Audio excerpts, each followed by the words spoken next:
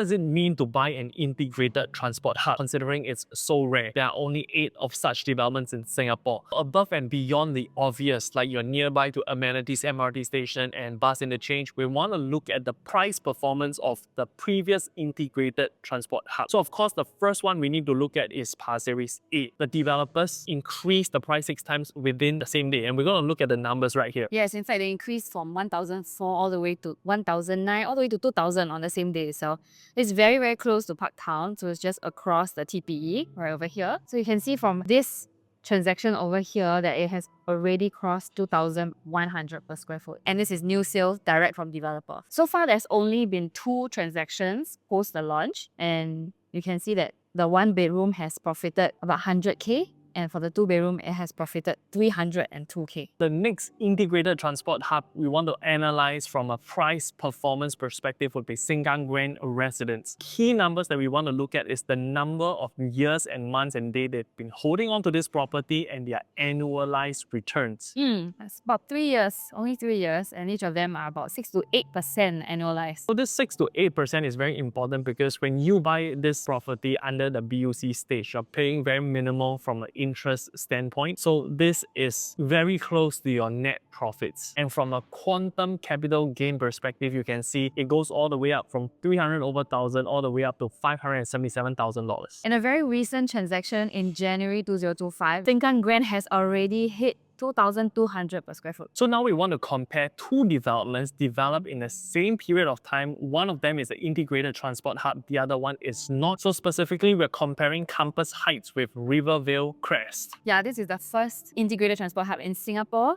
It's located on top of Sengkang MRT.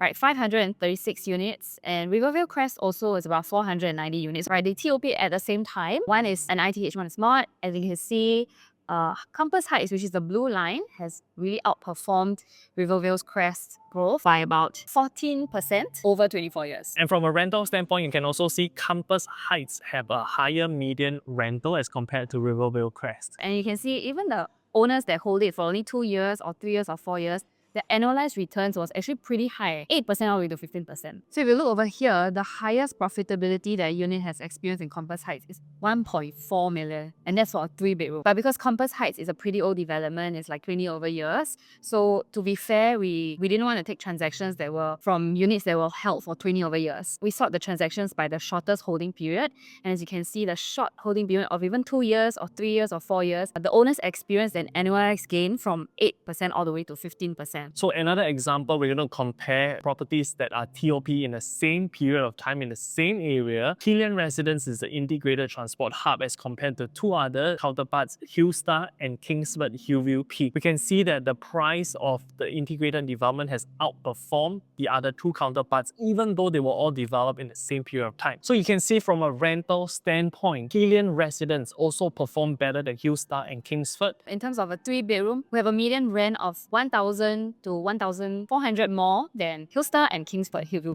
So for example, a 3-bedroom in Hillion Residences, which is a similar size as those in Hillsta and Kingsford Hillview Peak, you will actually have a median rent of 5,700, which is about 1,000 to 1,400 more than those at Hillsta or Kingsford. The next one we want to compare is North Park Residence, integrated transport hub versus Symphony Suites. Both developments were TOP around the same time, and North Park Residence has outperformed Symphony Suites. In terms of rental, North Park Residences being an integrated transport hub has also outperformed that of Symphony Suite. Naturally, your 2-bedders are commanding a rent of 500 more, the 3-bedders and the 4-bedders are commanding a rent of 1,300 and 1,400 more than that of Symphony Suite. So clearly you can see from this example, in terms of a capital appreciation and rental standpoint, you have a premium for the integrated transport hub. And overall, I think investing in an integrated transport hub is kind of minimizing your risk because, yeah, you have the flexibility to collect rental because it's right above an MRT station. Demand for rent there would be pretty healthy. Before you buy a condo in Tampines, the first thing you want to do is to find out how many condos exactly are there in Tampines. So we have manually compiled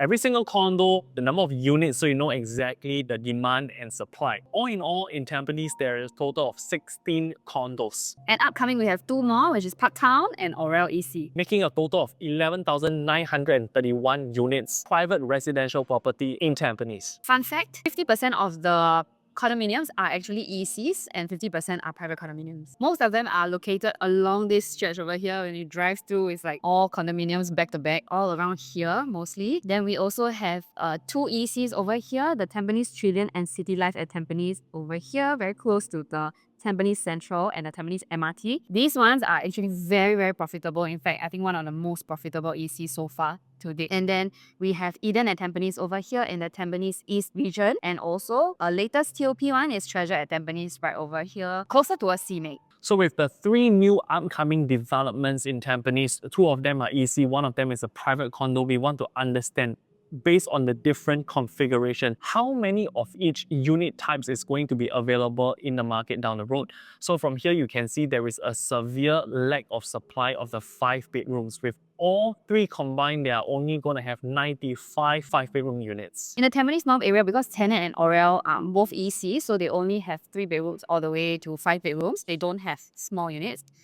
So Parktown will be the only one with 1 plus study and 2 bedrooms. And you can see that the one with the most supply will be the 3-bedroom, 3-bathroom. Now, some of you might see it as this is the most popular layout, so the developers have to build more of it. But from experience, the 5 bedrooms are the ones that usually experience the most from a capital appreciation standpoint. I think it's very good to cater more 3-bedroom, 4-bedroom and 5-bedroom layouts, because in this Tampines North area, we have a lot of upgraders, right? They could be families that are moving from their existing HDBs and they probably need the same or even a bigger space. So but for investors, 1 plus study and 2 bedrooms are also quite a decent choice because there's lack of supply. One of the main reasons why Tampines condos can perform so well, especially the ECs, is because of the HTB upgraders. And not just HTB upgraders, these people are affluent. So this shows us the exact number of units and the MOP dates in the Tampines cluster. So you know exactly where your upgraders are coming from to buy over from you in the resale market. In total, in the whole Tampines North area and in Pasir Ris, the BTOs that are going to MOP, we expect about 14,751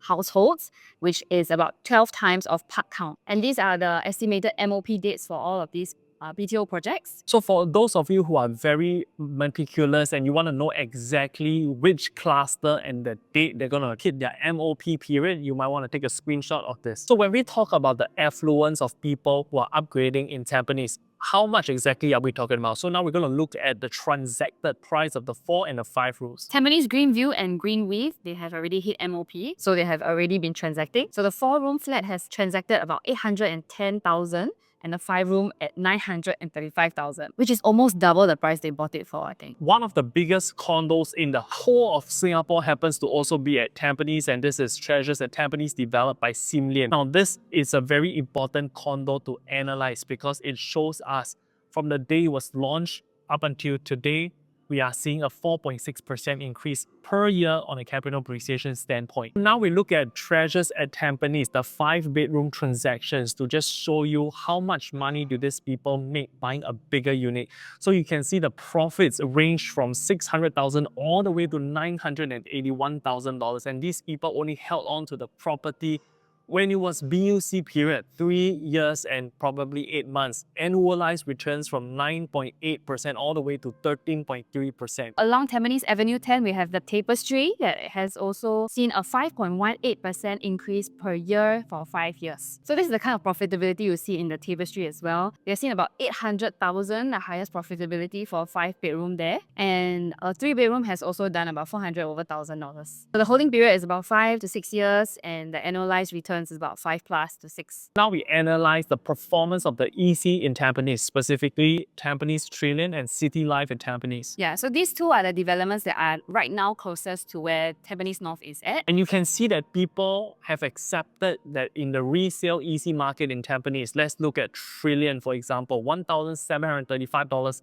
highest PSF ever transacted, and CityLife at 1,654 PSF. So you can see Tampines ECs have been performing very, very well. And actually the upcoming EC Oral, it would be a good option for you if you are eligible. Tampines Trilliant has experienced the highest profit of 1.22 mil. This is really quite impressive. This is also a 4-bedroom and annualized return of about 6.38% every year. And for CityLife, similarly, you've seen 1 million profit on a 4-bedroom unit, and for a 3-bedder, we have seen 883,000 profit. So you can notice that EC's holding period is actually longer than a private condominium because naturally they have the 5-year minimum occupation period. So depending on the strategy, if you're thinking of flipping within a shorter period of time, always go for private development. But of course, if you're eligible and you think this profit margins are good for you, like $1 million or in like 10 years, then you can always go for an EC. So from a rental standpoint, when we analyze all the different condos in Tampines, EC and condos alike, even though these properties are not integrated, we have seen a high of up to $6 per square feet from a rental standpoint. So in Tampines, the 1-bedrooms has already hit a high of 3,600 rent, and then for the 2 bedrooms it has also hit a high about 4,800. For 3 bedrooms at Tampines Trilliant, it has rented out for 6,800, pretty high. And for 4 bedrooms, we have seen 8,600 at both CityLife and at Tampines Trilliant. Another thing that is potentially going to boost your capital appreciation for Parktown is the next 4 plots of land that are directly in front and on the side of this development. So as we all know, down the road, the future land is going to be more expensive than the current one. Advantage that you're going to have for Parktown is that this is the one and only integrated transport hub in the whole of Tampines. And there has also been 3 educational plots of land that have been marked to make way for future schools. This area is also going to have lots of Business 1 and Business 2 developments that will create more jobs and more demand for housing as well in the future. In the later part of the year, there will be another mixed development that will be launching in Tampines as well. It's likely to be more expensive than Parktown. Why do I say so? It's because when Parktown's land was bought, it was bought at 885 per square foot per plot ratio. The next land was actually bought at 1,004 per square foot per plot ratio by Hoi Hub. So we have 2 plots of land. One is an integrated transport hub. The other one is a mixed development, and the mixed development piece of land was transacted more expensive than the integrated transport hub. So in Tampines, it's important for you to understand this concept known as the triangle of growth. Number 1 is the Punggol Digital District, and then we have the Paya Lebar Air Base moving out. That whole area is going to become a township. We have the Changi Business Park and Terminal 5. So with all these areas combined, there's going to be a high demand for lodging in this area. So demand for lodging means more people wanting to rent, jobs creation, and potentially when these people become PR or citizens, they will want to buy a property in this area. And Parktown being in Tampines North, we are right smack in the middle of these 3 elements here. And it's the only integrated transport hub in the full of Tampines. So those 3 areas are very easily accessible from Parktown via the Cross Island Line. So in 2030, once the Cross Island Line is up, it connects us all the way to Aviation Park, which is where the new Terminal 5 will be at, and also all the way up to Punggol, where the Punggol Digital District is at. And in the future, there may be provisions for MRT station here at Paya Lebar Air Base. For the Punggol Digital District, if you were to read the news, you will see this acronym a lot. PDD is expected to generate about 28,000 jobs, and the university is moving there as well, the Singapore Institute of Technology. And this campus would be able to accommodate up to 12,000 students. Punggol Digital District will have a lot of new PMETs from the cybersecurity, AI, robotics, fintech, and smart living sectors. So we are expecting a lot of white-collar workers. There's been a lot of talks about Changi East and Terminal 5. The size of Terminal 5 is Terminal 1, 2, and 3, and 4 combined, and Terminal 5 is still going to be bigger than all of them. So you can expect a lot of rejuvenations to be happening in this area, which would also boost the price of your property. The government wants Terminal 5 to be able to handle about 15 million passengers every single year.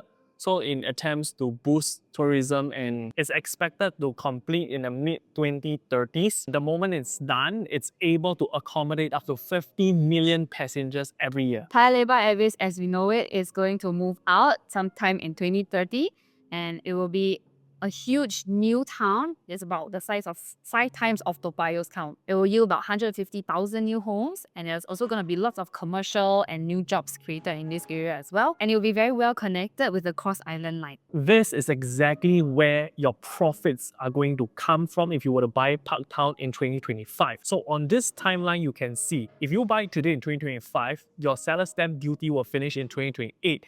And within this time frame, there will be a lot of HTB MOU MOP cluster. Once they finish the MOP, they'll be looking to upgrade to a condo, and that's your first round of profits. And of course, 2029 onwards, we have the completion of the Cross Island Line and the completion of Changi Airport Terminal 5, and the whole Paya Lebar Airbase redevelopment is going to start from that point moving on. Yeah, so 2031 to 2032 is when Oral and Tenet will hit their 5-year MOP. Understanding this timeline gives you a very clear idea of when you should buy Parktown if you intend to sell at a certain time to cash out on your profits. This is probably one of the most comprehensive Parktown residence guide that you can find on the internet. Parktown will be previewing from 7th to 17th Feb, and the booking day will be on the 22nd of February. So the preview date is when the show flat will be open to public, and that's when you can make an appointment with us to come out and check out show flat. Every piece of information that we shared here, especially with regards to the numbers, these are all approximate pricing. Official numbers from the developers will only be reviewed on booking day itself. Every piece of information that you will be able to find online is just estimate from all the other agencies. So if you want a clearer strategy and you want a clear idea based on your situation, whether or not this property is going to be suitable for you, it's best you reach out to us for a direct consultation so we can plan a very clear strategy for you. So in the next video, we're going to be talking about Oral, the EC that is launching right next to Parktown. Happy Chinese New Year and stay tuned for the next one.